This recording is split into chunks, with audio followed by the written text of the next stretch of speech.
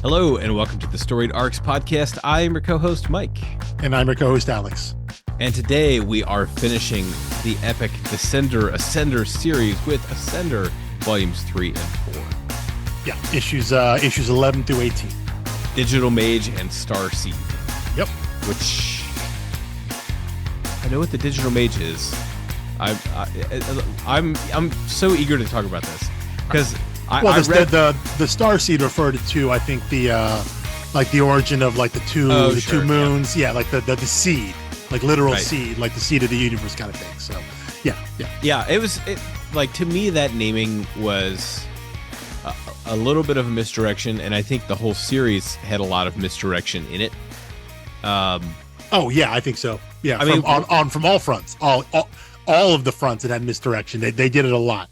Right. So, do you have a sequence you want to talk about? Because I'm just like, I kind of want to dive straight into the big revelation, kind of the elephant in the room, in my opinion. Yeah, sure. Let's go there. We can work our way back to maybe some of the character things or some of the specific story beats. Yeah, right. Go ahead. Okay. So for me, the big reveal, like the big twist of the series, is that Effie, the in-between queen, is the proper wielder, like can sit on the fence between robot world and the world of magic and hold both in her hands, because she is equal parts both,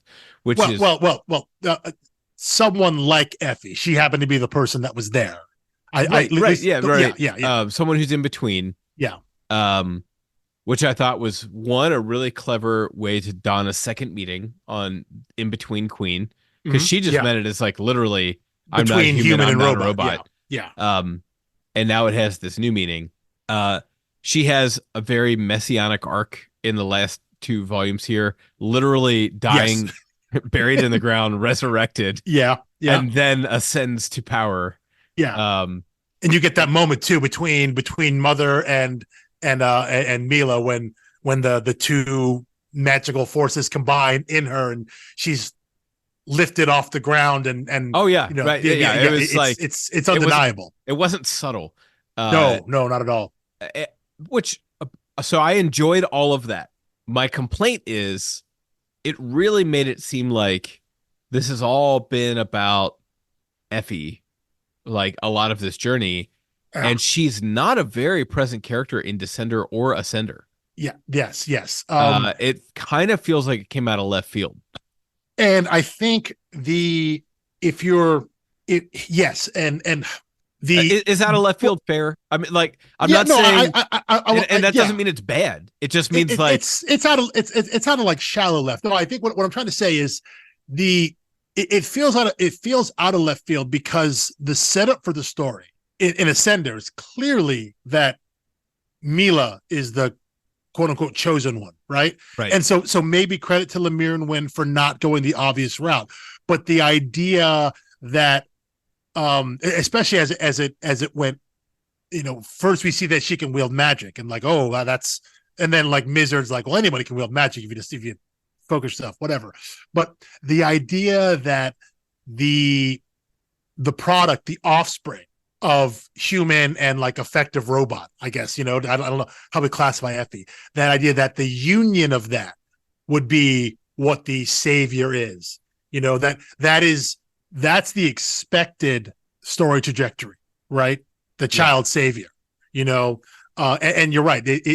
Everything about how the story is presented, everything about how Mila is people react to her connection, everything, the way, like, again, things are revealed about her. It seems very obvious. That's the way the story is going. And in the end, she simply represents the other side. She's wielding Tim's magic, the technology magic, right? And if it weren't Mila, I would have guessed this is going to come back to Tim, which it seemed like it was building us to that. It was building to Tim versus Mother, obviously, which would have been probably the most obvious choice, because then you have our fully robotic, the person we already see as the avatar for robotics and technology. The previous robot savior was Tim, and now you have the tyrannical and he's mother. The most human-like robot. Yes. So you would think could stand in the gap between robot exactly. And Mother, obviously, the whole setup is she controls all magic. So she's the avatar for magic, Tim being the avatar for technology, for robots. So it made sense that they would be together. But in the end, Tim's magic is wielded through Mila, and it all turns out that Effie is the person who is the actual like linchpin. She's the key. And I think this ties into my kind of one big note here is that I wanted more out of Ascender in terms of more story. I don't want to say like this felt rushed, because I don't think it's a pacing issue. I think the story they gave us was paced properly. I wanted more time with the story. Does that make sense? Yeah, like I 100% agree with that. Yeah, because you're absolutely right about Effie, is that she doesn't really have a characterization. You know, like her characterization comes. We never follow Effie. Yeah, the only characterization we see is that flashback when her and Andy meet as kids, and then very quickly we see her on the side of being pro robot. You know, and then from there her mindset is locked in. This idea of wanting to meld humanity and robots, to be in both worlds, to be the queen between, and then that happens, and then there's no growth in her character really, other than like forgiving Andy. Like that's only growth we get for her. The only growth happened off screen. Yes, and again like, in flashbacks with Mila, and then the next time we see her, she's a mindless vampire, and the moment she comes back, Andy kills her. And then she comes back again from the dead, and she's still on the same track, which what you'd expect is like, now she just has the same goal Andy has, which is find their daughter, you know? So again, she has almost like she has no agency. She's just, you just turn her in a direction, and this is where she's going. She's the queen between. Now she's a vampire. Now she just wants to find Mila.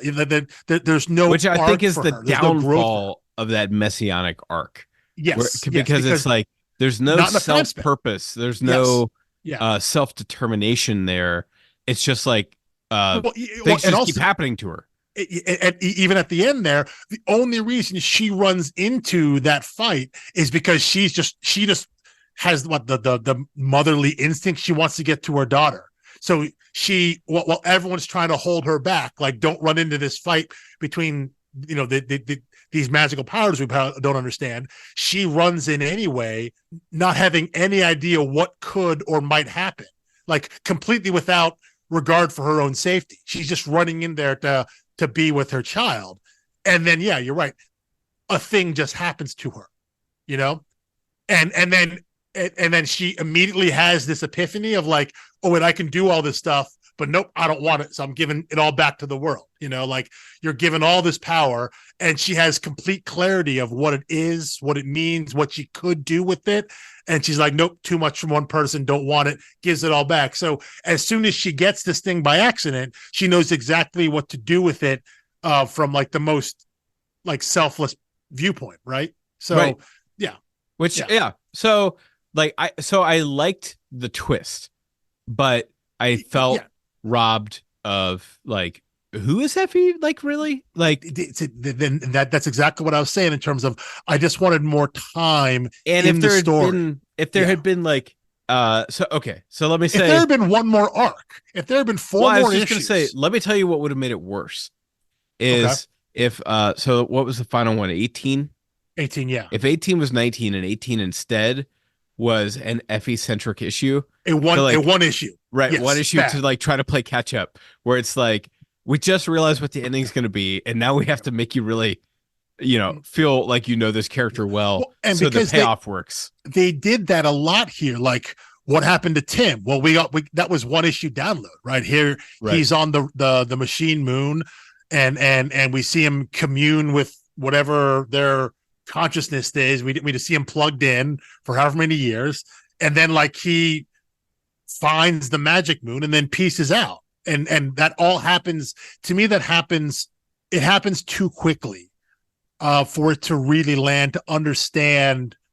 I think some of Tim's motivations and but also because there was like a one quick panel, right, when Tim goes over and he travels over to the or he learns the existence of the magic moon, right, the other moon, the twin planet, and the robots are like, well, you're not supposed to be here, and he's like, well, you're here, and he deduces immediately, like, oh, you wanted me to find this, like you were prodding me by telling me not to look at it, you knew I would. And it's like, where did that come from? Like, how did you know that? And what's then different if you had just told him about it? Like we don't understand that motivation, nor do we understand how Tim has this understanding or realization about the robots, about the descenders that he's with. And I wanted more time to explore some of that. And, I'm not often the person that's like, just give me more issues, give me more story. But I think in this case, the story would have benefited from, an extra arc. And maybe you do it like they did in Descender, with singularities. Maybe you do this thing where we're going to now tell 4 stories, and we're gonna group them all together. And it would have been same. There's a precedent for that, right? Yeah, it's like it's not even ham-handed then. Exactly. The idea that we could have done it with to mirror what we did in Descender. We're going to tell some of these backstories now. So now we're going to here's what happened to Tim. We could focus on Effie and although I don't know how you do that when she's a vampire through most of it, but you know what I'm saying though? Like they could have contained those things in the middle of the story, shown us some more of these pieces and more of these characters so that the end feels a little more earned. Yeah. Because we know where everyone is coming from.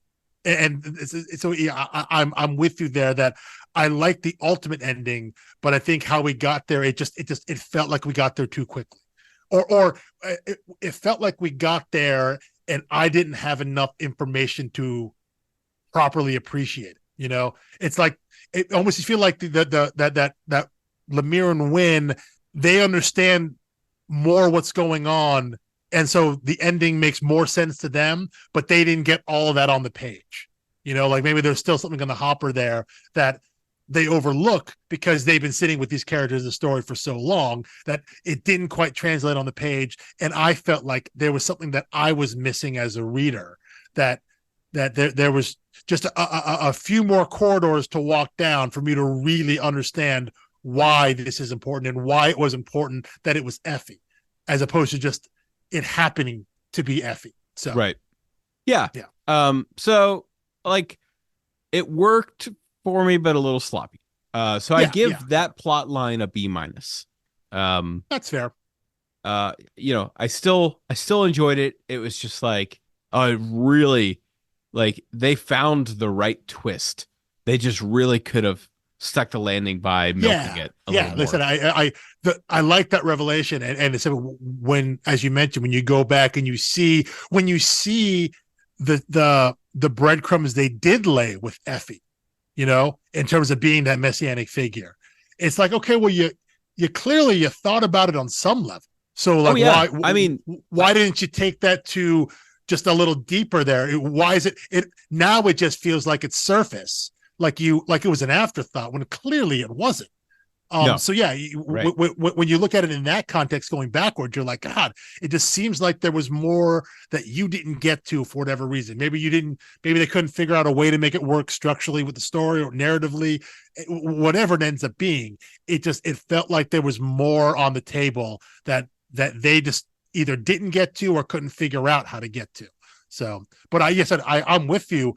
You get to the end and it's like, oh, right. Like, that's cool. I like that. I like that between that concept becomes important and they're just not like a bunch of weirdos on the edge of space, Right. Yeah. Because in Descender, they're just the weirdos who are humans who think they want to be like robots, and in the end, that turns into, in a way, it turns into like an aspirational thing. Like, no, this actually is the next step. This actually was important. Effie and her group, they're not just a bunch of weirdos. This actually was a critical step in the story.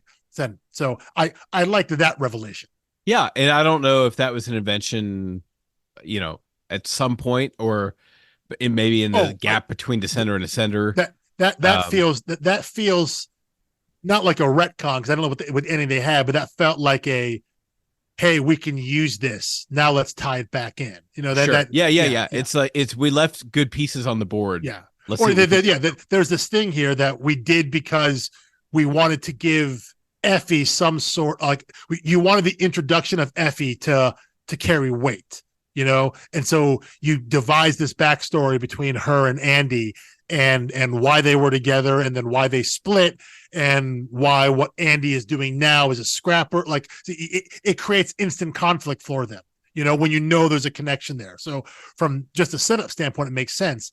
And then, now they can go back to him and be like, hey, let's mine that a little more. What can we do with this, outside of it just being the way to introduce Effie and the idea of the between? What can we do with it now to expand the story? And so I thought that was cool to go back and again, not just to show how clever you are, but just to, to show that you're using all the parts of your story, that you're not introducing something new for the sake of introducing something new, that you can find a new way to use something you introduced earlier, Yeah. So I liked it. Let me jump now to the thing I hated the most. Sure. Which I don't use lightly in a Jeff Lemire book. Why? Like all I have is I have the word mother and why in all caps. Yeah. Why? Like imagine, if you will, half of the time where we're following Mother, if that had been spent following Effie. Like that's what takes it to an A+ book. That's my same note. We talked about it last week about how, but this is so much worse, an entire issue because now it's not even Mother's not even Mother. Well, yeah. So I guess the sidekick lackey. We'll call them mother and sister, I guess. So Mother is the older tyrannical, the one we see, and we'll call sister is her sister. She murdered the redhead. Yeah. So it is completely unimportant that sister takes over and Mother makes is no difference to at all. Because ultimately, as we see, they want the same thing: the source of magic. You want to defeat the robots. You want. The only thing they have is that they both want magic to rule the galaxy, their world, and the only difference is sister wants it to be her. Like that's the only conflict there. And like I said last week, I just don't care about that. Like, just make Mother be. She's terrifying enough as the all-controlling, the person that says one thing to the public about Mother being, Mother saves, Mother's watching, blah, blah, but also having some control over technology. This idea of here's the public facing, here's the magic, here I'm feared, but you trust in me, I make you free. And then in private, there is still some level of technology she's controlling. It's all about control there. That character still works in that way. You don't need this internal conflict. Although I guess the one thing it gave them is that it gave them yet another excuse to have a nice full page splash of someone getting either stabbed in the chest or in the back, which happens a lot in Ascender. It's a staple. Andy gets stabbed in the back. Effie gets stabbed through the chest by Andy. We see the first time that Mother kills her sister and the second time she does it. Like, it happens multiple times where you get that nice full page splash there of someone just getting stabbed, and this gave another opportunity to do that. But outside of it, I don't feel it holds any story relevance.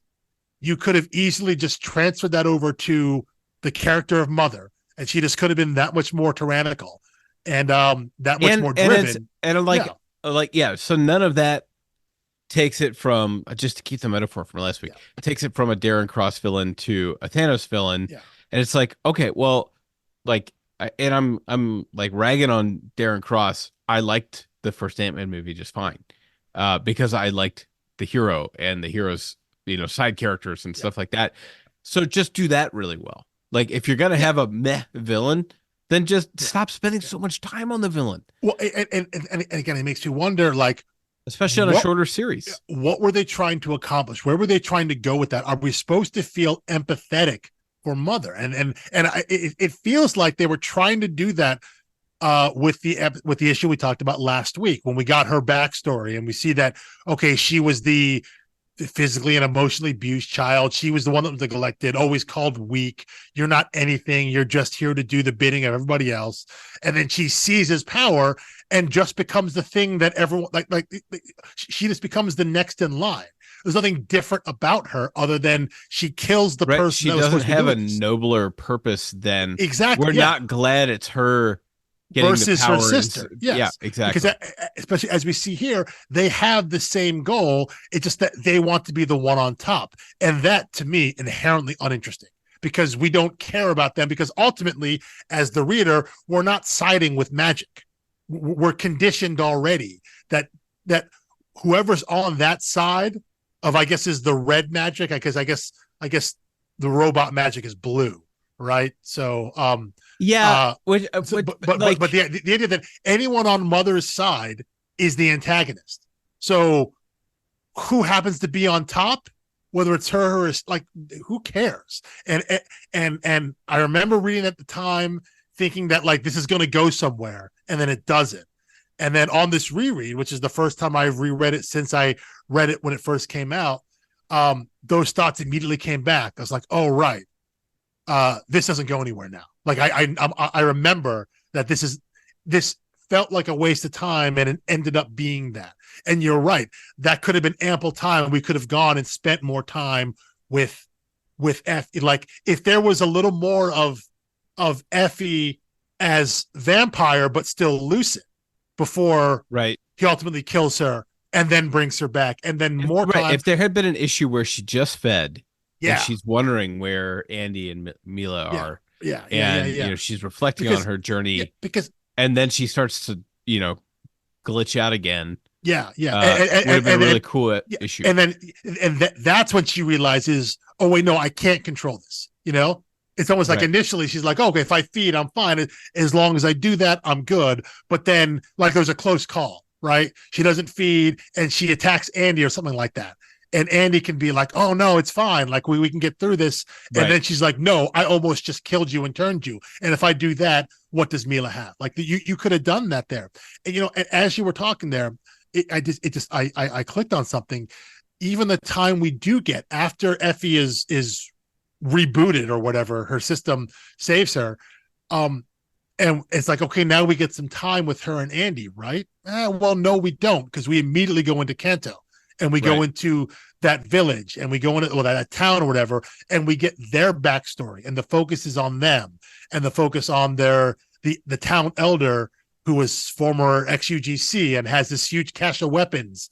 And the whole town is a bunch of robots who don't know they're robots, and they're using technology to it becomes about them and not about Andy and Effie. We don't get time with them together. We don't get enough of that because we have to spend time with Mother and her sister. Yeah. And you mentioned Kanto. That's another plot line where I think similar to Effie, really fun twist. Yeah. I'm kind of a sucker for the transhumanism stuff where you transfer consciousness from one being to another, even though this is bot to bot. Yeah. But why wasn't he off marauding, hacking, and slashing vampires in issue 1 when we were meeting the world and we learned that there were vampires and there was magic? Yeah. Why couldn't, we didn't need his name. We just needed to know that there was a shadowy figure. Like, we could just see him looming and growing rather than about halfway through the second volume, he gets a full issue and then that's he's just kind of around. Yeah. Well, and again, that feels like I would have wanted more, because all we get is him talking about his family that he lost and his memories and all that stuff. And it ultimately felt like in the end, it was just an excuse for Tim to transfer consciousness, they just needed a receptacle. Exactly. What's the word I'm looking for? So, a receptacle. You needed something receptacle. That's all. All it was. Of the last syllable of that word. That's all he ended up being there, because it feels like it's meant to be this emotional sacrifice where he's like, now that I know what I truly am, and I know the memories that you gave me are false, I don't want to continue living.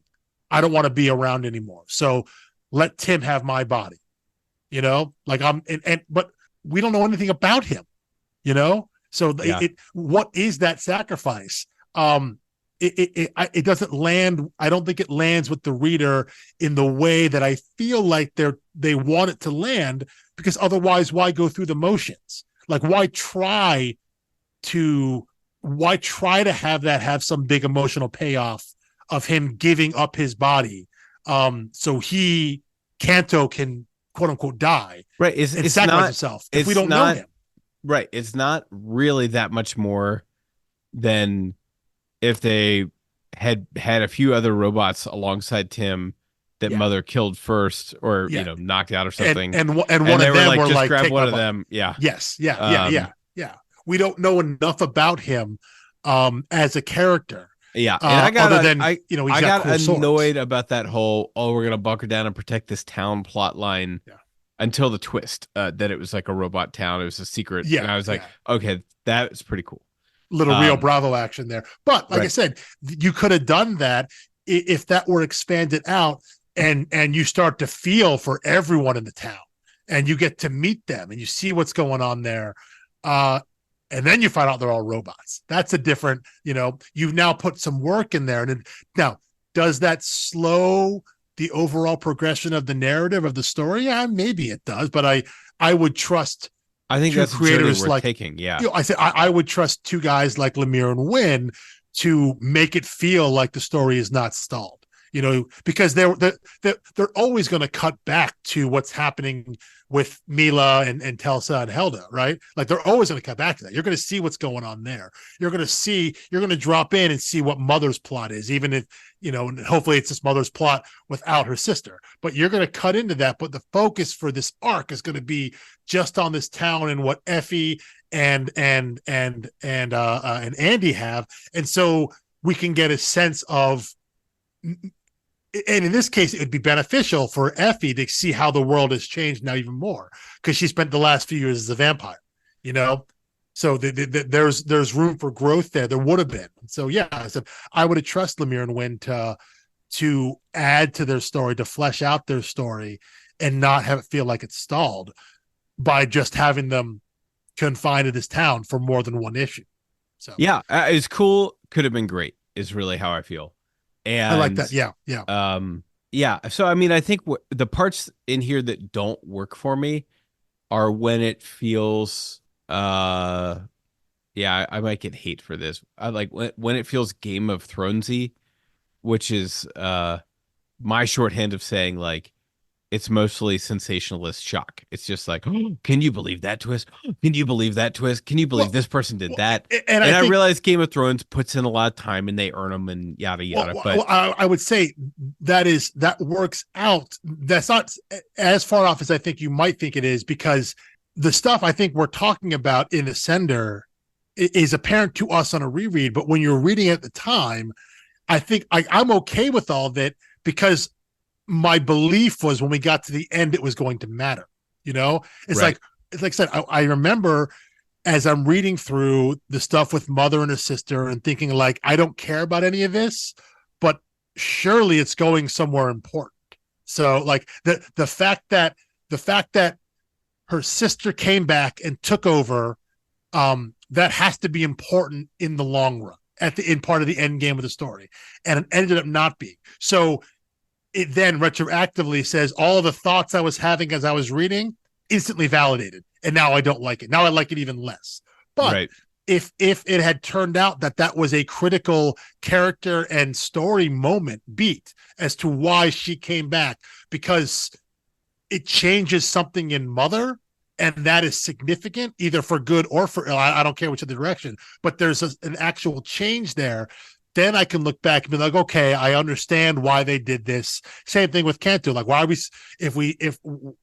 introducing this, or this idea that this guy exists, that there's someone in UGC who can still create robots and can mask them and have them think they are completely human, Like right. that seems even a step beyond what Quan could do. I guess maybe Dr. Quan could have created Tim to think he was human, but the whole point was that it was a robot. But well, I mean, okay, but that was a let's step, talk about that though, because that to me seemed like another pull from Pluto, where it's like, oh, this is a guy, it's a guy who thinks he's a person, but he's actually a robot. Because his memory's been, that is a step beyond the technology we saw of the world of Descender.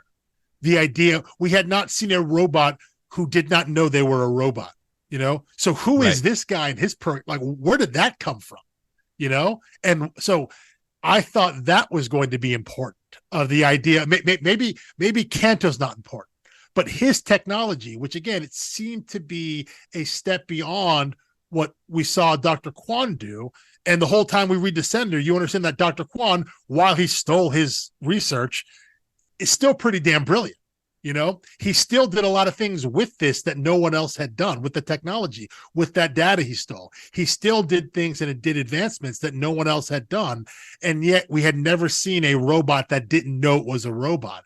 And this one guy, as he says, like using literal scraps, using parts of technology, is able to build a whole town of robots that don't know the robots. So really hard not to go Obadiah Stane there, by the way. I deliberately didn't do that. But so I thought that was going to pay off and have something of the end there. And again, so when you get to the end, and maybe that's on me for having that level of expectation, but I have read enough stories written by Jeff Lemire, and I had read this. I don't think it's unfair to have his expectations there. So when I got to the end and realized that it ultimately wasn't important, all that was important was that there was this robot shell of a body that was willing to give himself over to Tim's consciousness. That's what was important. I feel like, oh, well, then why did I spend any time at all there? When you could have spent more time there and made me care about it and have it pay off. So yeah, it comes down to when it's not rushed, because I don't think they rushed it on their end. I just didn't feel like I had all of the information. I didn't have enough of the world to truly understand and take in the story they were trying to tell. I felt like I was missing things that the creators had, that they either hadn't shared or hadn't thought about. And I can't imagine that they hadn't thought about it, because I read enough books by both these guys, to know that they put that stuff in there. They put that thought in. I know Jeff Lemire, as a writer, has thought about this stuff way more than I could ever think of. So I know he has these ideas. He knows who these characters are. Nothing is an accident, and he puts in his stories. Just felt like I didn't go far enough with it as to why I should care. So yeah, it's retroactive. In the moment, I accept it because I think it's going to lead somewhere. And then when it doesn't, you look back on it, you're like, well, that was a waste of time. And I said, it makes me dislike it even more. And to be clear, when you say that was a waste of time, you mean that plot line, not the book Ascender. Those specific pages, like literal pages spent on those stories. When you think, okay, I just wanted to make sure. I was like, you're not throwing the whole series. No. Because I look back on it and say, well, if that's 5 pages and it doesn't matter, well, let's make it 2 pages and give me those 3 somewhere else, or take those 5 pages and make it 30 pages. Like either give me more or give me less. Yeah, if it's not going to matter, give me less. If it's supposed to matter, then show me why it matters and give me more of it. Choose one or the other. What we got for some of these storylines, especially those 2, definitely with Mother, and to a little lesser extent with Kanto and that village, we just got this kind of really down the middle milquetoast. Like here's some of it, and it's just like go to one extreme or the other. Pick a lane in either side, and right, we're with you, man. Exactly, yeah. If it's not going to matter, then don't spend the time on it and put that time elsewhere. If it is going to matter, then give me a whole arc about it and show me why it matters, and make me feel when the reveal happens that Kanto is a robot. Well, we've just spent 3 issues with him protecting this village. Protecting all these people, and none of them are people except for one dude. Like make that a real, just nasty gut shot. Instead it just happens in 1 issue with them. So yeah, it's just either give me more or give me less. So yeah, so that's Kanto. Let's see, Mother issues. Oh, Okay. Now this is another one where, gosh, I do enjoy this book.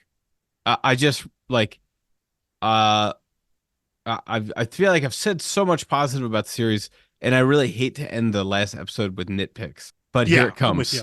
comes. Sure. Um, Telsa. I like not to be inflammatory about, how hard Telsa's life has been and stuff, but like, is there any reason for her to be like the stick in the mud antagonist who's like, I'm only taking you this far, I'm not getting invested? It's like I'm sorry, but like what else do you have going on in your life? What is stopping you from just being a decent person here and playing ball? Like you're just afraid to get And hurt again, or I what? mean, and what you're saying is basically what Helda says her the whole time. Right. Like every Right. response So I to her was is like, yeah, what do you mean? We said we're going to do this, so let's do this. Like, and the implication is like, what else are we going to do?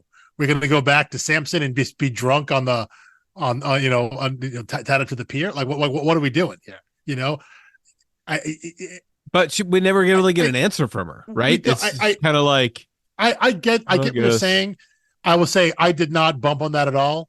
You Okay. know, yeah, That's great. I mean, that it's didn't just come up who on she me. is, right? It's just Yeah, like, it is. Now and some you, people are just like that. They're just a yeah, pain in the, yeah, yeah. like, no matter Well, and how hard you work with them, it's like, I think come on. we get a little bit about that. You can make some inferences of the idea of like, yes, she had a connection with Tim, and she was there at the end. But if you look back on her life, like twice in her life now, She's the technically kind of harvesters a have come. villain, right? Yeah. Yeah, so like the first time they came, she lost her mother. The second time they came, she lost her father. So you could understand why someone like her would be anti-robot, anti-technology at this point. Sure. Although she wasn't anti-UGC, she still wanted to hold on to that. But you could then see how the idea of finding Tim again would be like, well, no, in some way in her mind, Tim's connected to the loss of both of her parents. You know, like they Right. came back for robots. So you can, could they have done more to flesh that out? Yeah. And is that a head canon for me? Maybe. I mean, they touch on it a little bit there, but so yeah, I see what you're saying there, and that there's actually been like character regression for her since the end of Descender. Like she doesn't get a lot of growth. It's like Yeah, I they guess that's it. actively stepped her back. But I didn't. For me, I didn't bump on that. They didn't bring it up for me. I was okay that this is who she is now, and it's more of a I think because they had the character of Helda there to give her an opposite to play off, that there is the two of them there with Mila as a way to almost replicate, not in the same relationship wise, obviously, or the same temperament, but you replicate what you saw in Descender when so much of that book was Telsa, Tim, and Dr. Kwon.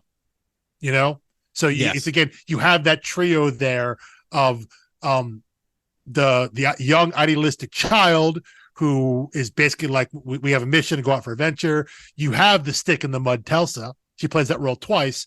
And then, Kwon was more of a backstabbing duplicitous, but the idea of kind of seeing this through, like, cause he was drawn by like in science and innovation and discovery and at least towards the end. And Helda's almost just like, hey man, we made a promise. And also like, she's a little kid, like what she's going to do, she feels a sense of obligation simply because it's a child, so right. It's just, and so, yeah, it's like they're trying to recreate that trio that we saw in Descender, that same kind of setup there. So yeah, no, I didn't bump on that. Yeah, could there have been a little more to her? Yeah, maybe so, but in the end, Telsa's Telsa. So. Well, then let's talk about Andy's arc. Because I think he's an interesting one. I find that he was a fun tropey character in Descender, and he didn't get nearly as much screen time here. Did not. And I did not find him tropey. I felt like it's like kind of the cliche father-daughter stuff, which is like everything has that, which Uh, are you ready for a wild take? Sure. There is one praiseworthy aspect I have to say about Harry Potter and the Cursed Child. Okay. Which is there was a scene in that, like when that came out where many of us were excited. It was a different time. Uh, and I read it in one sitting, and the part that I kind of bumped on was when it was like, oh, Harry actually kind of sucks as a dad. And there's a conversation in there about it where he is talking to me. He's like, yeah, I don't really know what a dad is. Like, I had no father after age one. I had Vernon, Dursley, and then every time I had a father figure, they died basically at the end of the book. And it was like, I don't know how to do, like, I don't know how to do any of this. I didn't have any role models. And I kind of thought that maybe that's what Andy would be, that he'd be like, yeah, I love her, but like that, that isn't always enough. Like, I don't really know how to guide her. I don't know how to lead her. And maybe we were seeing some of that when he was like shutting down, playing the same card again and again, like shutting down a conversation. I think you're meant to think some of that when we first see him in issue one.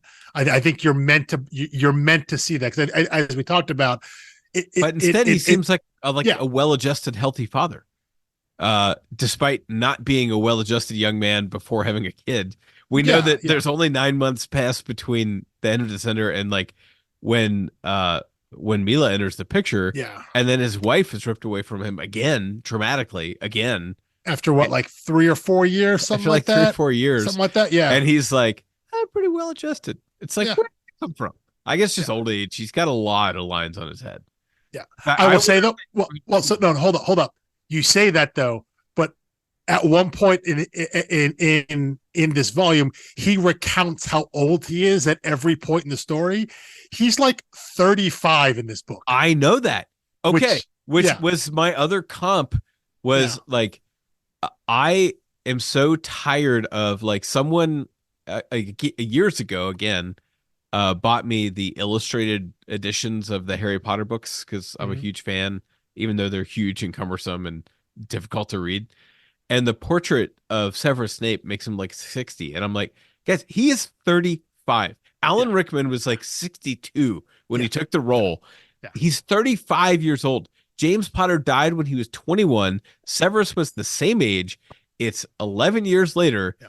When Harry pulls up to Hogwarts, Snape is like 32, 33. And Alan Rickman, as talented as he is, cannot make himself half his age. Yeah. So I'm like, for some reason, some characters just have an older vibe. And I think they can do that with men, and they don't do that with women, which is just a whole other Hollywood issue. But I think here what's interesting is that, again, so much of what the way that Dustin Nguyen draws is everyone tends to look younger. He draws in that style. Everyone looks youthful. I think they went out of their way to have Andy look weathered, because you're right. Yes. He got the map of the world on his face. Yeah. But then, you read through, you're like, oh, so in the events of this, like that flashback we saw, they're 18 or whatnot. And then like the first attack happens, and he's like 24. You're like, wait a minute, it's that soon. Yeah. And I guess if you do the math there, it does check out, but it was shocking to me hearing him say it out loud. And again, it's in the context of him basically saying, like, here's all things that have happened, like all these terrible things that have happened in my life, in terms of like watching the world end a couple times and all that. But you realize that the character you're reading now in Ascender is 35, and he looks like he's 50. Yeah, he's way older than that, and maybe it's the shorter haircut too, but there's like 7 or 8 extra lines on his face. Very wrinkled forehead. There's a couple extra lines there, a couple extra pen strokes, just to make him look that much more weathered, that much more grizzled. But that being said, I think he's another character where I thought he was very well done, but they did him dirty with a lack of time with him. Yeah. Well, and it's like if like there were functionally 2 main characters from the get-go in Descender, Tim, who we knew wasn't going to be in this story at the beginning, and Andy, who, when we finally saw him in the first issue, it was like, oh, Andy, we know him. Yeah. And then you get so little of him. I just don't understand why they're so stingy with it. They immediately give you the fake out death, and then and so now he's immediately separated from who we now know is the main character, at least at the time, was wherever Mila is, that's where the story is, right? That's the main propulsion of the story. And so immediately he's separated from her. And so you're thinking, okay, well, now we're back on the same track we were in Descender, right? Now, Andy's whole thing is now get back to insert child here. Right. But this one was Finding Nemo.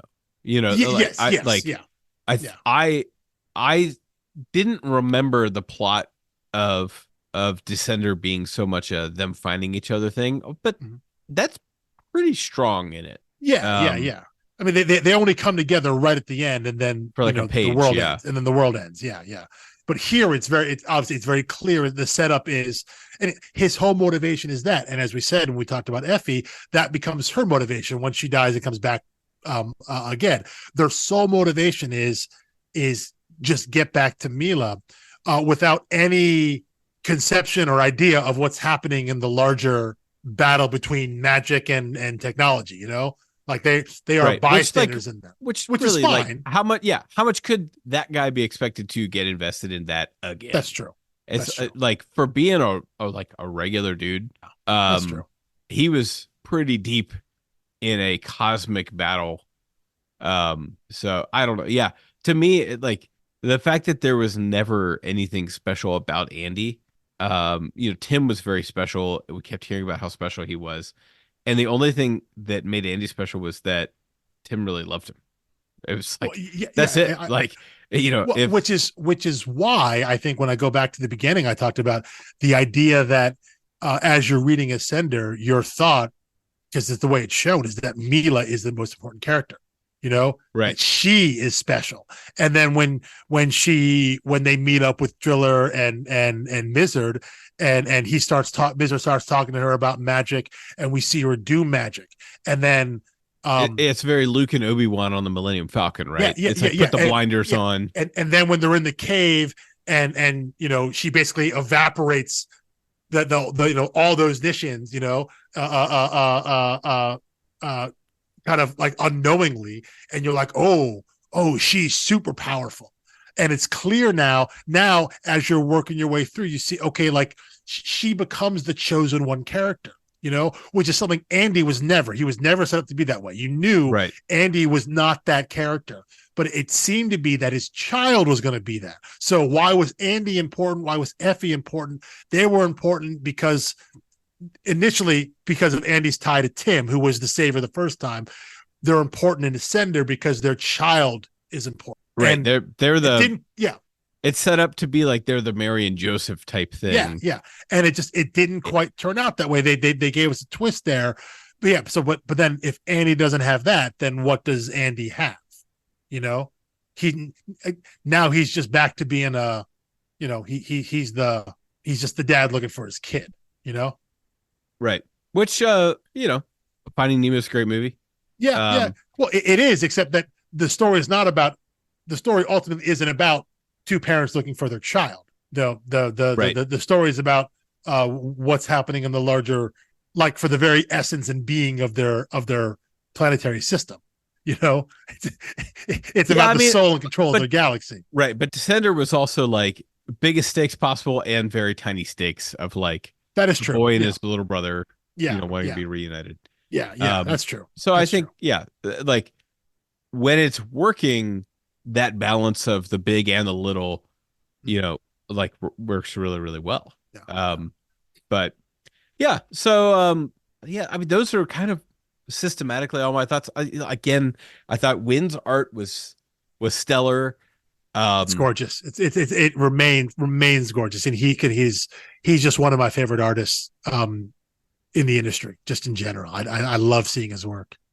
Yeah, and like when my big complaint is ultimately that, like, why isn't there more of this book?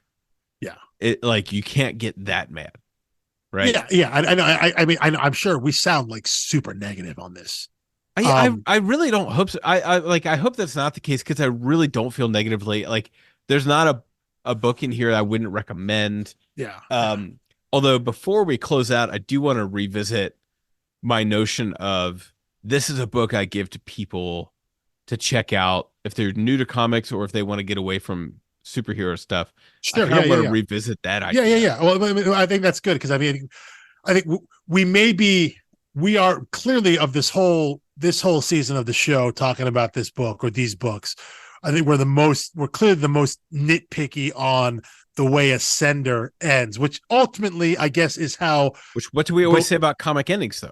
They're hard. They're hard. But again, I think here what we're saying is the ending is good, but how they got there didn't quite work out as well. They could have gotten there in a better way. But I agree with you. I like what the ending was. I like how things turned out. Yes, it's cheesy that Tim gets an older body, and and there's a line about, hey, we're the same age again. Like, that's cheesy as hell, but I'm okay with that. I like how it ends there. So I like the ending, but I think our nitpick is how we got there and how we spent the time getting there. And so because it's the end of Ascender, it is ultimately the end of the whole series of Descender and Ascender. But it doesn't color my view of the whole series. We're calling the whole series, both books, as one here. It doesn't color my overview of that. And I doubt it does for you too, right? No, it doesn't. And it's not I still enjoy Descender Ascender like quite a bit. And even if like the final act, like the ending is great, the final act is a little disappointing to me. Yeah, it's a good way to put it. But that's better than most comics still. Like, I mean, that's just when we talk about comics ending badly, it's usually because the actual ending of the story is bad. Right. This one I think is more of a process thing. Like if Ascender were 32 issues, just like Descender, if there was equal, and they did that thing of like, let's mirror some structure. So our third arc is our kind of one-shot character thing. If they mirrored that, and again, I'm not saying these guys have to do more work, but if that had been the case and there were time to really let some of these stories breathe and these characters breathe, maybe we would have a different thought about Mother. If there was more to it, we could have gotten more. And so the process getting to that end would have felt more fulfilling. Right. And if we found out, like, okay, the redheaded woman wants to get all of this power and commit genocide against certain planets, and Mother's like, oh, no, I want to like rule all the planets with magic, and I don't want robots to come back, but I'm not going to do that. Yeah. It would be like, oh, okay, there's a distinction here. There's different levels of like evil and villainy. Yeah. But there's none. Right. There's none. Yeah. It's just flattened. Yeah. It's just, I want to be on top. No, I want to be on top. That's it. And ultimately we know neither is going to prevail. And so, although I will say, I was flipping through here before I forget about it. You're talking about Nguyen's art and how good it looks. The full page splash of the descendant, the harvester's hand right over the surface of the planet with like basically the giant laser beam coming out of his hand right onto Tim and Mother and her sister. Like just that page. Again, it's not someone getting stabbed in the back or through the chest or whatnot, but still that full page splash of you just see the hand and you get a sense of the scale. Cause I think down at the bottom, you can see Mother and sister kind of just outside the blast radius there, but just how it looks there is just such a cool page. Yeah. Well, so I had a comp for that exact moment actually, which it reminded me a lot. I was so sure like Tim has been ready for this fight. He's battled up. He is just going to smoke these ladies. Mm-hmm. And instead he just gets whooped on. Yeah, he gets smoked. And he's looking he gets whooped. Yeah, he's looking very rough there at the end. Yeah. And it reminded me of like that moment in Thor Ragnarok where like Thor's like one-eyed, out of breath, and Hela's like, you can't beat me. He's like, no, I know, I can't. But he can. and then Surtur takes over, and then, like when the big bot comes in, it just pancakes them. It's first of all, like use that use that move a couple minutes earlier. Like they were both standing in the same place the whole time. Yeah. It had been one thing if like maybe don't wait until you're completely incapacitated, Tim. Right. Yeah. If they were like if they had entered from different sides and it was like I'm gonna have to take a beating to bring them both into the center of the battlefield, so smash. Yeah. That's how you do that scene. Otherwise, it's just like, no, I decided to sit here and die first and then deal with the problem. But which I mean, again, that's these are much to pick. Yeah. But I said I just that image. Oh, it's so good. You see the hand and a little bit of the wrist right there of the harvester, and it looks so great. It's so it's well, it's and the so juxtaposition of like that happened, and I had a huge sigh of relief when I was reading. And if that had happened at the end of Descender, it's like, oh no.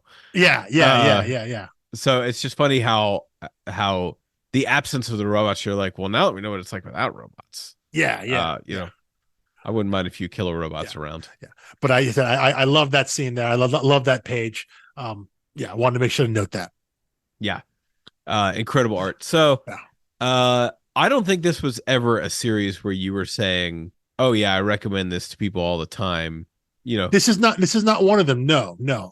But for me, I think that's because if I would recommend to someone who hasn't read comics who I know would get hooked on the sci-fi element. Yes. You know, even though that isn't really what Descender is about, that's an easy hook. If it's someone who has not read comics, is interested in it, but I know that the sci-fi thing isn't for them. I tend to go for recommendations. I tend to go more slice of life stuff for that, you know. But because I fear the sci-fi element, the robotics element, that stuff would turn them off. Right. If I know they don't already engage in those kinds of stories. So yeah, for me, it's not a blanket kind of, oh, you want to read comics here, try this one as your first. Right. Yeah. No, I've got some tailored tastes in there as well. Yeah. But you do recommend this one though. Like you I do. Yeah. Yeah. Okay. So like to me, a good comic recommendation is like about 30 issues. It's something that is not like, here's Fable. Oh. Have fun for a few years. Yeah. Hold on. I'm going to laugh at that and realize as an entry point. I've definitely said you should read Fables. It'll take you 5 years, but so you're looking at it from I'm like I want more than from a story length, comic length. You said 30, so I flashed instantly on Paper Girls because that's a 30. Well, and that's another one that I've done, and I find that's a higher bar for entry than Descender, because that one you don't know what's happening until more than halfway through the book, whereas this one, I think most people kind of hang with what's happening. Even if there's big twists and reveals coming. So I think that has been my rationale, and it's not a perfect recommendation. No. But like last Christmas, I have a friend who she wants to get into comics. She likes the MCU. And I was trying to think like, geez, what do I give her? And I think I bought for her and then wimped out and kept it for myself, the complete collection of Tom King's Vision. Because I was like, that's tough. Yeah, that's well, she really liked the Vision character after WandaVision, and I was like, well, if you really liked WandaVision, you might want a happier ending than what Tom King actually what you just said might be the only circumstance in which I would give someone that version of Vision as like the first comic. But I also think Tom King is easy to read in terms of like how to follow him, and but you like narratively, he's not overly complicated. He doesn't introduce a huge cast of characters. Like you're hanging in a small contained area. Yeah, but his small sandbox. His stuff is it's super. Heavy. It's very. It's dense. That's what I was going to say. It's super dense. Yeah, so this is like a whole nother episode. We need to do some time of like, what are the books you recommend? Yeah, but yeah. But anyway, I think I've backpedaled a little bit on Descender, and I would say my success rate on, I can't remember if it was 6 or 7. I counted at one point. It was about 50%. Like 50% of people I gave this to were like, that's not bad. Love it, totally in. got the rest from the library or wherever, read them. Mm-hmm. And the other ones are like, oh, okay, thanks. I don't know if they even read the trade I gave them or the issue I gave them. Sure.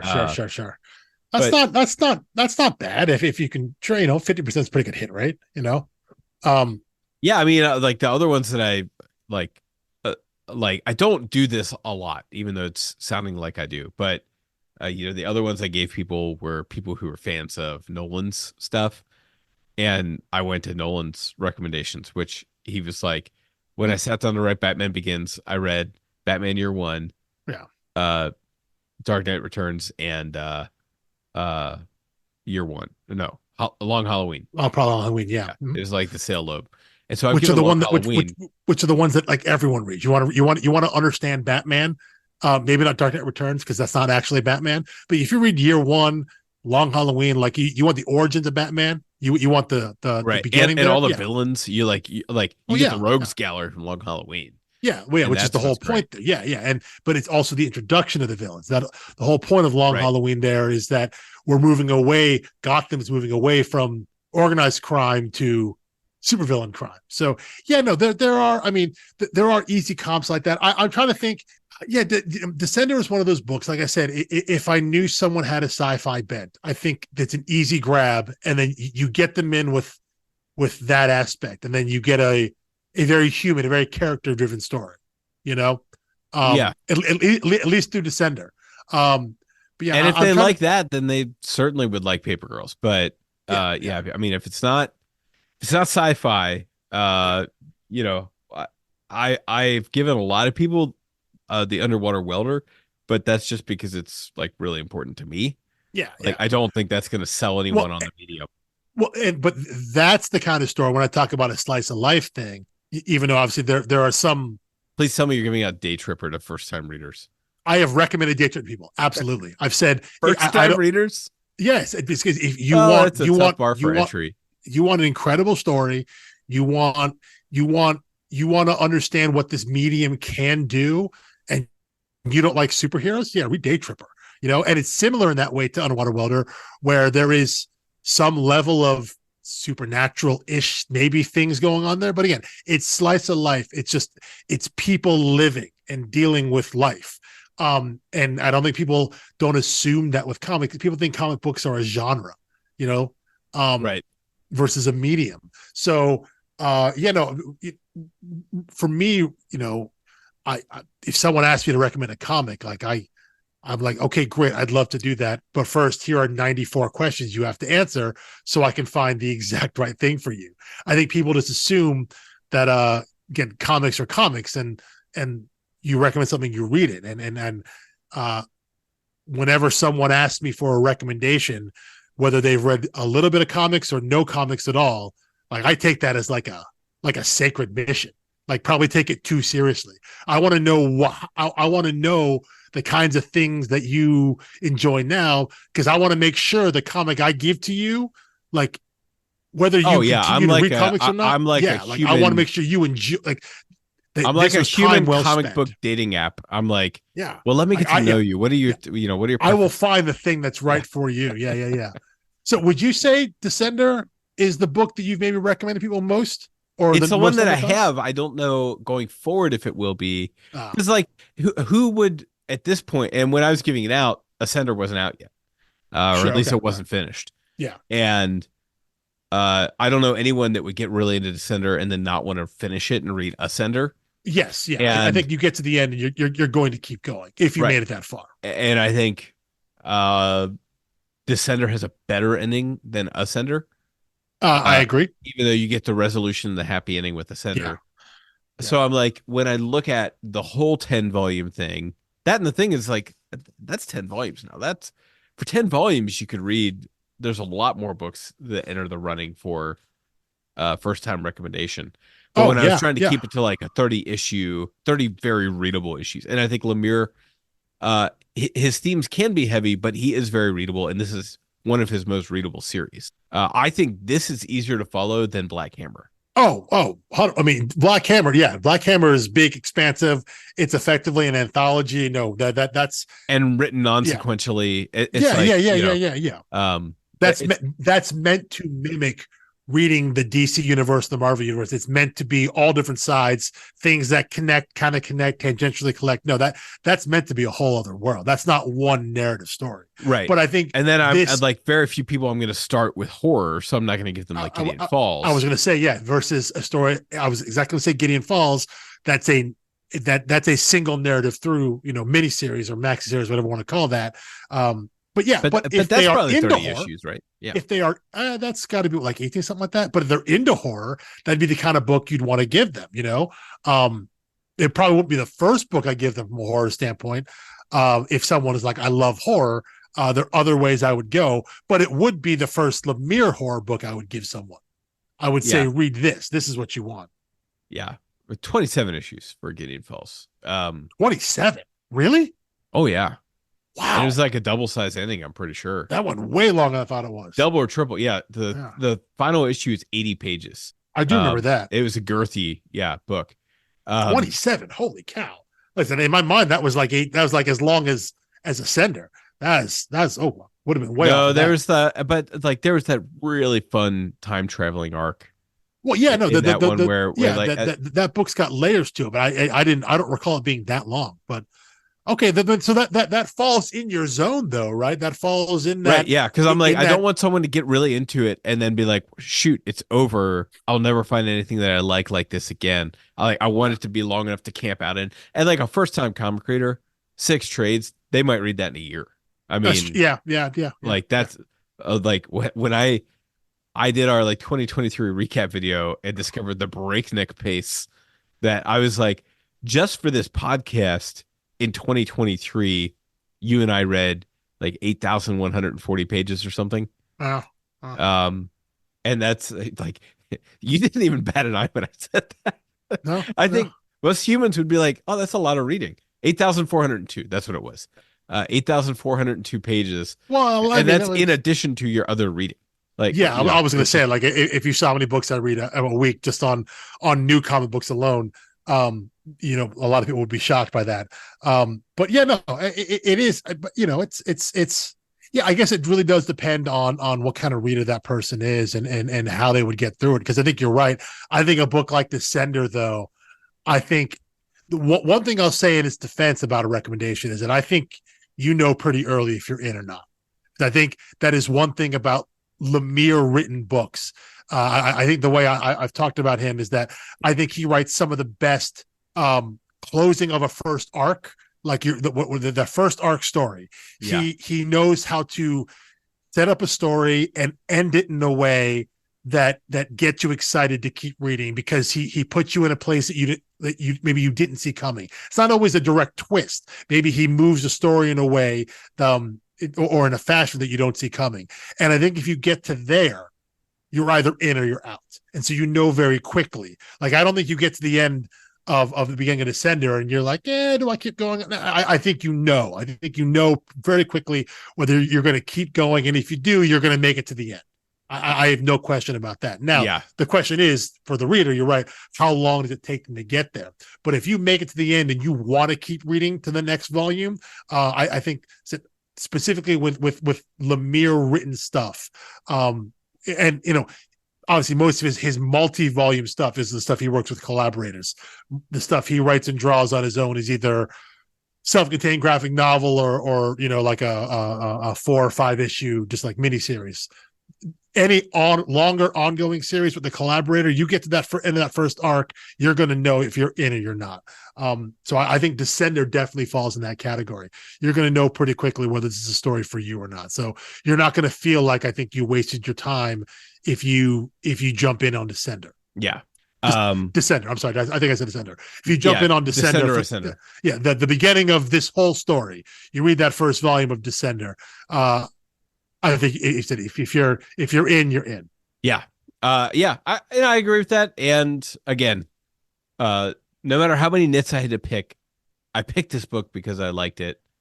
Lemire is still my favorite creator. So, whatever you want to say about all my nitpicking, come at me. I really don't mind if somebody wants to go after me on Blue Sky or something for saying like, it wasn't everything I dreamed it could be. I just had like I think it's his fault for giving me such high hopes.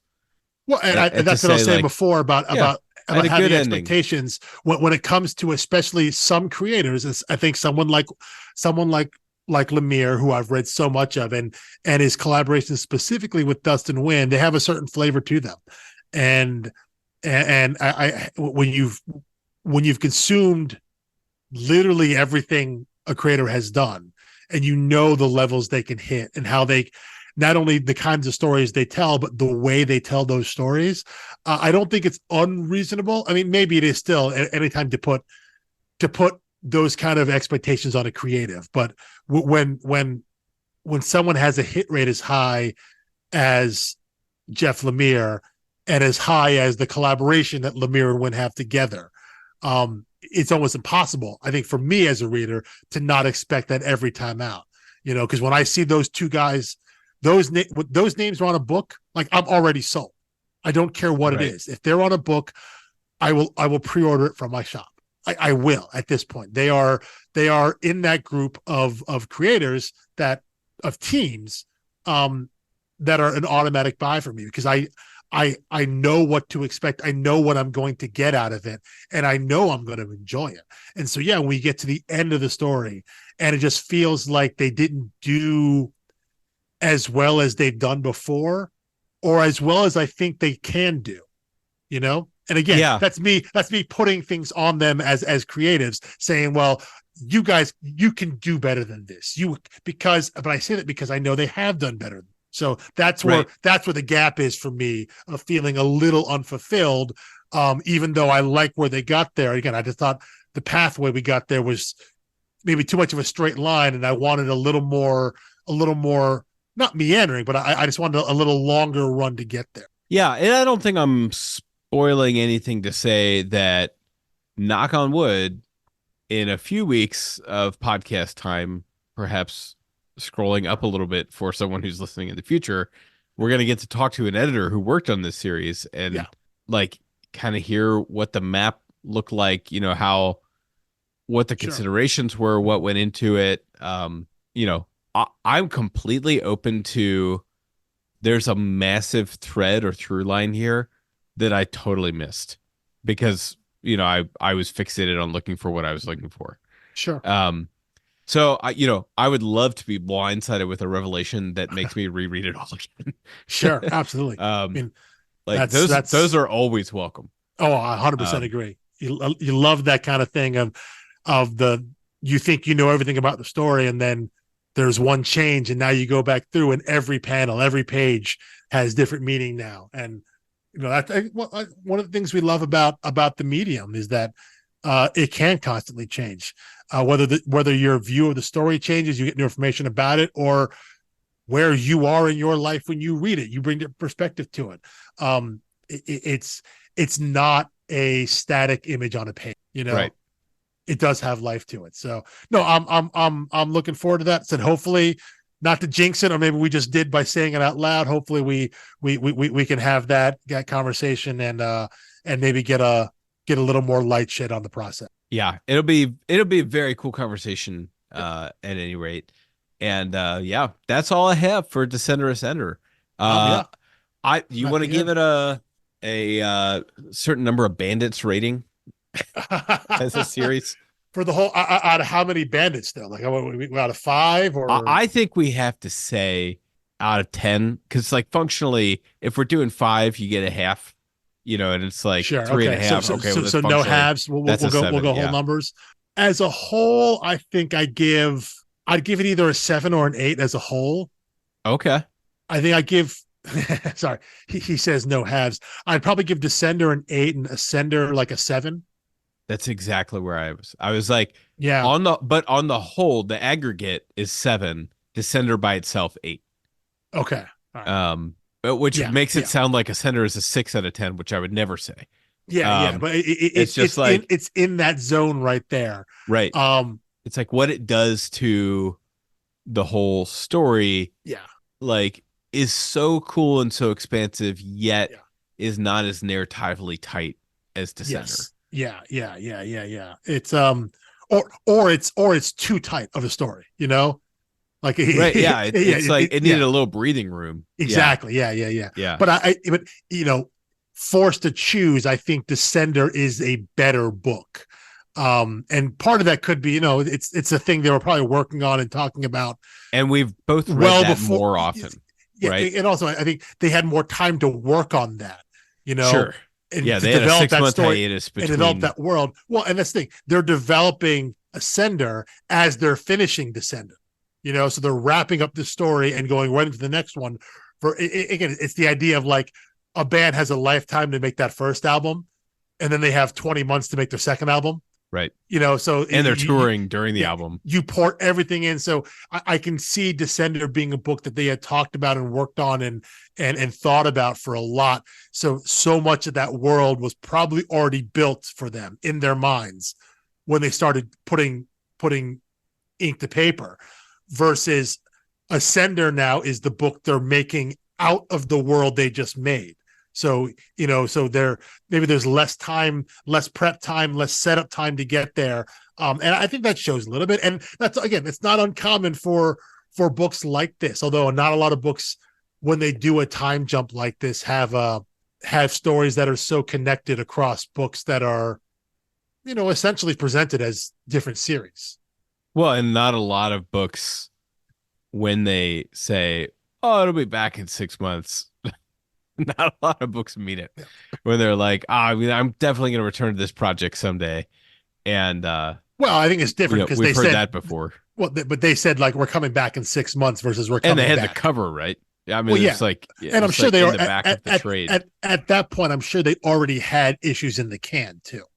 And I would imagine the only reason they waited was because they wanted to give time for that last trade to come out first. So I'm sure they had issues in the can. So there's a difference between we'll be back in 6 months versus we'll be back, So, that it was never an indefinite break. But from a creative standpoint, I'm sure for them, it was just they went straight through.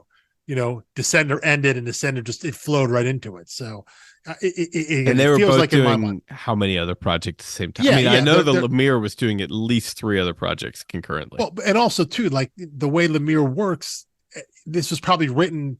The book comes out at the beginning of 2019, January 2019.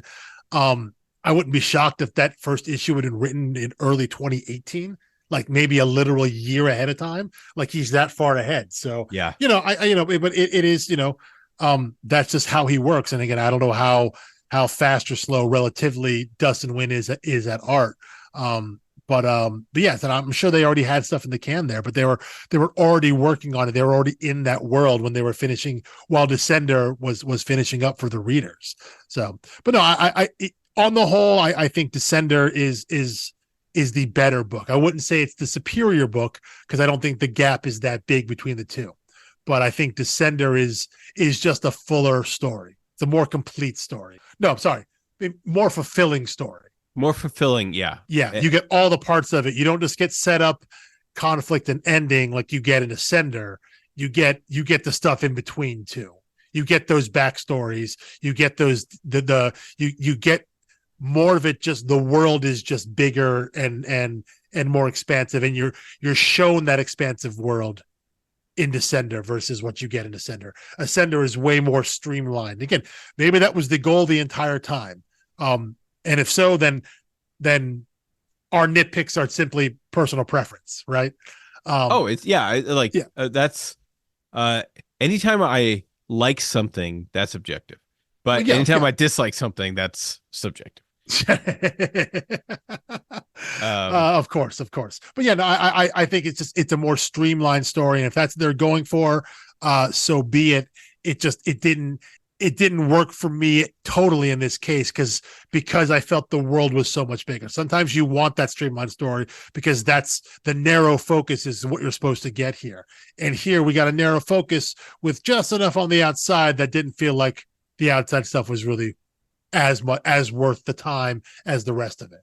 So yeah, totally. But really, no, we truly did really enjoy and love this book and love these stories. So, and like. Trust us on that one. If you don't love that cover of 17, which is like the ragged looking Tim gearing up for battle, it's like, this This is awesome. Yeah. And the variant for number 18, which says Descender 50, just to confuse everyone at the comic shops. Yeah, I have seen that in the D section of so many comic shops. Yeah, well, that just that lets you know who at the shop actually reads comics. I will say at the end there, though, you mentioned that one last bit of art. Maybe we'll sort of close on this here.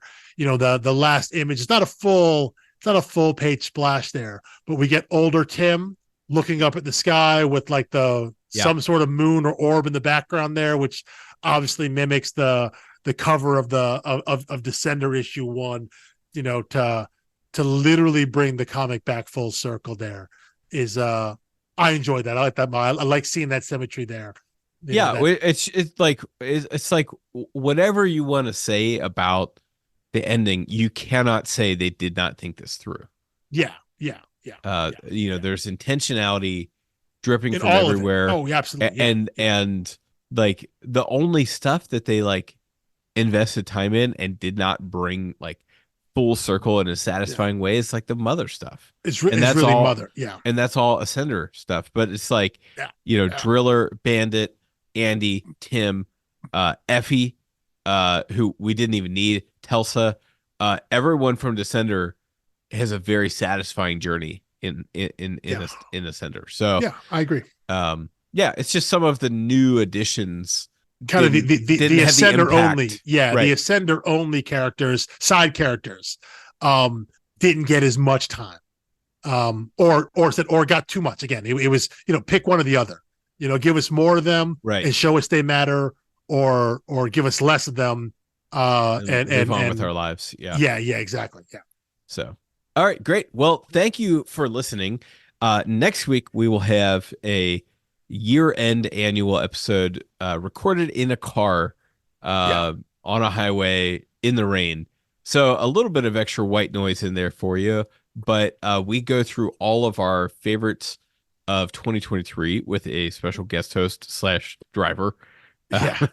So if there's books in 2023 that you were like, these never come up in the podcast, it's like, well, first of all, there's a reason for that. We only talk about concluded series, but tangentially, sometimes we talk about, other things. But this was like, let us off the chain, talk about everything you've been reading. Yeah. I think we pretty much played by the rules. It was like, it could be new to you in 23 or new in 2023. I think we all did just new in 2023 for the most part. Whether maybe it was a book that ended, or maybe the collection came out in 2023, that kind of thing. But that was a fun record. Fun to talk about those books. Just trying to highlight other things, other genres, other writers and creatives, artists, publishers that we enjoy. That maybe the kind of thing that one day we'll talk on here. A couple years down the road when some of these conclude, but just some fun stuff that we're reading right now. So enjoy that one, and then we'll come back starting back in January with a brand new series. This is December 2023 when we're signing off. Yeah, and we've already got our schedule penciled in through mid-August next year, 2024, which heavily honest, subject to change, but by mid-February will probably be completely different. Yes, but at least January we're good. We're not going anywhere. That's the point. We're good in January. We're ready to start recording there. We've got more exciting creator interviews and I think some really great books coming up. Yeah, I think some really fun stuff. So can't wait. Listen, appreciate everyone who's been listening so far. Said enjoy next week's little weirdo adventure podcast. Yeah. And then another way to say it. We'll be back here to do more of this nonsense again in January. All right, we'll see you in 2024. Peace.